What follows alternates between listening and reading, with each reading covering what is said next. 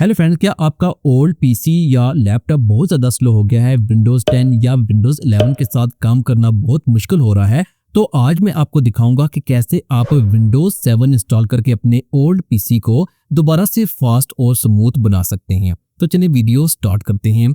हमें सबसे पहले ISO फाइल डाउनलोड करनी है विंडोज 7 की। तो इसके लिए आपने अपने कंप्यूटर पर कोई भी एक वेब ब्राउज़र ओपन करना है, डाउनलोड विंडोज 7 ISO सर्च करना है और यहाँ से किसी भी ट्रस्टेड प्लेटफॉर्म से विंडोज 7 की ISO फाइल डाउनलोड कर ली। मैंने ऑलरेडी विंडोज 7 की ISO फाइल को डाउनलोड कर लिया है।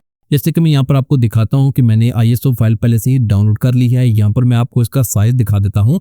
3 GB इसका साइज है, तो इसलिए मैंने विंडोज 7 की ISO फाइल पहले ही डाउनलोड कर ली थी। अब आपने क्या करना है कि अपने कंप्यूटर में, अपने लैपटॉप या पीसी में मिनिमम 8 GB की पेन ड्राइव USB ड्राइव लगानी है। जैसे कि देख सकते हैं मैंने यहाँ पर USB ड्राइव लगा दी है। अब हमें एक छोटे से सॉफ्टवेयर की जरूरत पड़ेगी जिसकी हेल्प से हम बूटेबल USB ड्राइव बनाएंगे। आपने ब्राउज़र में रूफस सर्च करना है, इसकी वेबसाइट ओपन करनी है, स्क्रॉल डाउन करना है और तकरीबन 2 MB की फाइल होगी जो आपने डाउनलोड करनी है। डाउनलोड करने के बाद आप इसे डायरेक्ट यहाँ से ओपन कर लें।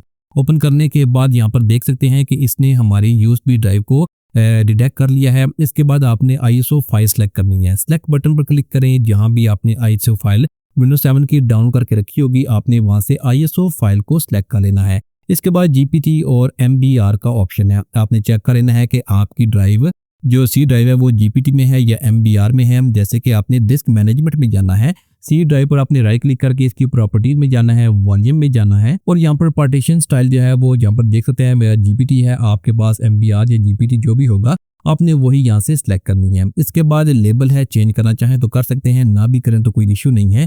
इसके बाद आपने यहाँ पर कोई सेटिंग नहीं करनी, जस्ट स्टार्ट बटन पर क्लिक करके ओके करना है। तो यहाँ पर बूटेबल USB ड्राइव क्रिएट होना स्टार्ट हो जाएगी। तकरीबन 5 to 8 मिनट आपने यहाँ पर वेट करना है। जैसे कि इस तरह से आपके पास बूटेबल USB ड्राइव रेडी हो जाएगी। यहाँ से क्लोज करें और अब मैं आपको चेक करवाता हूँ कि हमारे कंप्यूटर में बूटेबल USB ड्राइव रेडी है या नहीं। जैसे कि मैं यहाँ पर कंप्यूटर में जाकर आपको चेक करवाता हूँ। यहाँ देख सकते हैं कि हमारे पास जो विंडोज 7 की बूटेबल USB ड्राइव थी वो यहाँ पर रेडी हो चुकी है।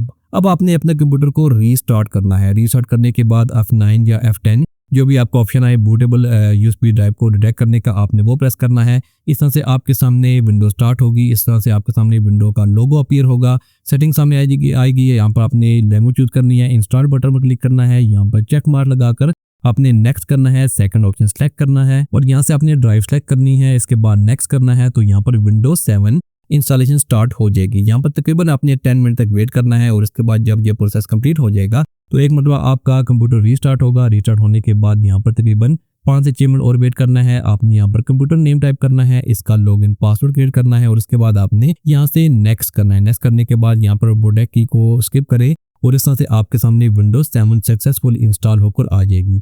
तो इस तरह से आपने अपने ओल्ड पीसी में, ओल्ड लैपटॉप में विंडोज 7 को इंस्टॉल कर लेना है। इसमें आपके तकरीबन आधे घंटे का टाइम लग जाएगा।